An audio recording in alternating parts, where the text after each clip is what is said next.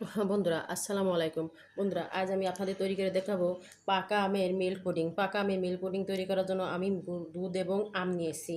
দেখেন বন্ধুরা, আমি কত সুন্দর মিল্ক পুডিং তৈরি করছি, আপনাদের আমি কেটে দেখাচ্ছি। মিল্ক পুডিংটা এত সুন্দর হয়েছে যা বলে বোঝানো যাবে না। দেখেন কত সুন্দর দেখতে এবং কত সুন্দর খেতে মিল্ক পুডিংটা। আমগুলো কত সুন্দর হয়ে গেছে এবং কত সুন্দর দেখা যাচ্ছে ভিতরে যে আমগুলো। বন্ধুরা, আমরা তো ডিমের পুডিং খেয়েছি, আমরা তরমুজের পুডিং খেয়েছি, কিন্তু আমরা পাকা আমের পুডিং কি কখনো খেয়েছি? কিন্তু আজ আমি পাকা আপনার পুডিং তৈরি করে আপনাদের দেখাবো কিভাবে আমি পাকা আমের পুডিংটা তৈরি করব। সেই রেসিপি আপনাদের সাথে আজ আমি শেয়ার করব। চলুন তাহলে আমরা দেখি কিভাবে এই পুডিংটি আমি তৈরি করি। দেখেন বন্ধুরা, কত চলুন বন্ধুরা, আমরা মূল রেসিপিতে ফিরে যাই। কিভাবে আমি এই পুডিংটি তৈরি করব সেটি আপনাদের দেখাই। বন্ধুরা, আমি পাকা আমের মিল্ক পুডিং তৈরি করার জন্য এই সাইজের একটা আম একটি করে কেটে নিয়েছি এবং এখানে নিয়েছি হাফ কেজির একটু বেশি গরুর দুধ। এখন আমি এই দুধটাকে সুন্দর করে জাল করে নেব। আমি এই দুধের মধ্যে কোনো আগার আগার পাউডার বা জেলাটিন কিছুই দিব না। আমি আজ আম, দুধ এবং চিনি দিয়ে পুডিংটা তৈরি করব। আমি এর মধ্যে দিয়ে দিলাম চিনি, দিয়ে এখন সুন্দর করে দুধটাকে আমি নাড়াচাড়া করে জাল করে নেব। বন্ধুদের মধ্যে দিয়ে দিব আমি দুটো এলাচ। আমি এই পুডিংয়ের মধ্যে কোনো ডিম দিব না, আমি শুধু দুধ আর আম দিয়ে পুডিংটা তৈরি করব। বন্ধুরা দেখেন, আমার এই দুধটা জাল করা হয়ে গেছে। এখন আমি দুধটাকে নামিয়ে ঠান্ডা করে নেব। ঠান্ডা করে আমি পুডিংটা সেট করতে দেব। বন্ধুরা, এই পুডিংটা খেতে, আমের এই মিল্ক পুডিংটা খেতে এতটা স্বাদের এবং এতটা মজাদার, না খেলে বোঝা যাবে না।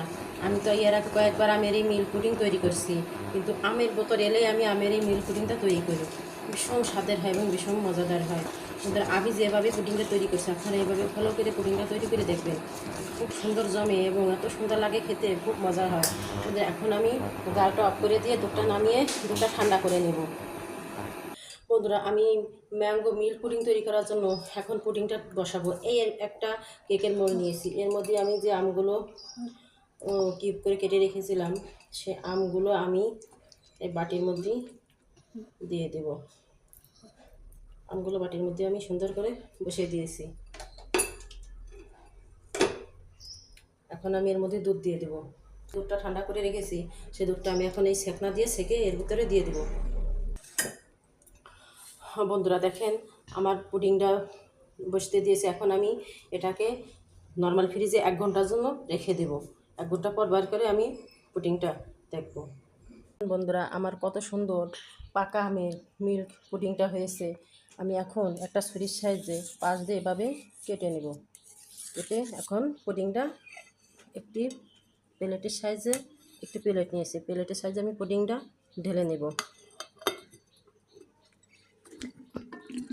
দেখুন দেখুন একদম কত সুন্দর দেখা যাচ্ছে পুডিংটা।